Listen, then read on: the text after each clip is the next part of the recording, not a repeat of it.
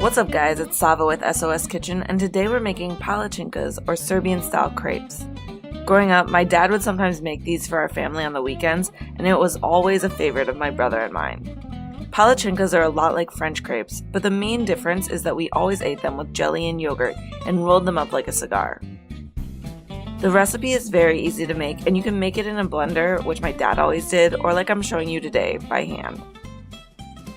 To start, get 3 eggs in a bowl with some vanilla, sugar, and salt.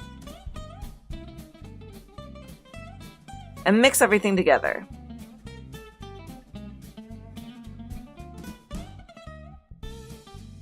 Add in some milk.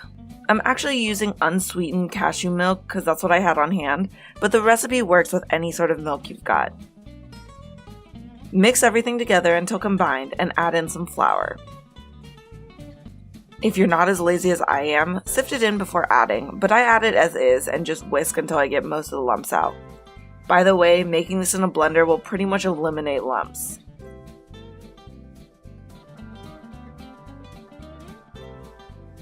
To give you an idea of the thickness, the batter should coat the back of a spoon. To make palachinkas, I always put the batter into a container that I can pour easily from. In a nonstick pan over medium-high heat, spray some cooking oil and then add in your batter. What I do is I pick up my pan and add the batter in, moving the pan in a circular tilting motion to spread it out evenly. This can take some practice and you might get some wonky shaped crepes, but eventually you'll get it. Cook the crepe on the first side for a few minutes until the surface has dried out and you can start to see the edges of the crepe lift up from the sides of the pan, like I'm showing you here. It only needs about 30 seconds on the second side, and then transfer the crepe to a plate to wait with the others until all of your palachinkas are done. Here's the pouring method one more time.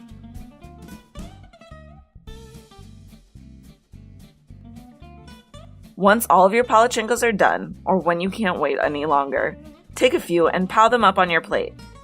Spread some jam or jelly over 2/3 of the crepe. I like to leave some free space so that when I roll it, the fillings don't smush out the other side. To that, add some yogurt. I highly recommend plain yogurt because the tang with the sweetness of the jelly really is the kicker. These go down so easily. I could hardly put it down to show you guys.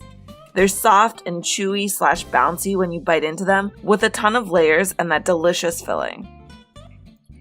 Give these a try and let me know how you like them. Please subscribe to Sweet or Savory Kitchen, and as always, the ingredients and recipe will be in the description box below.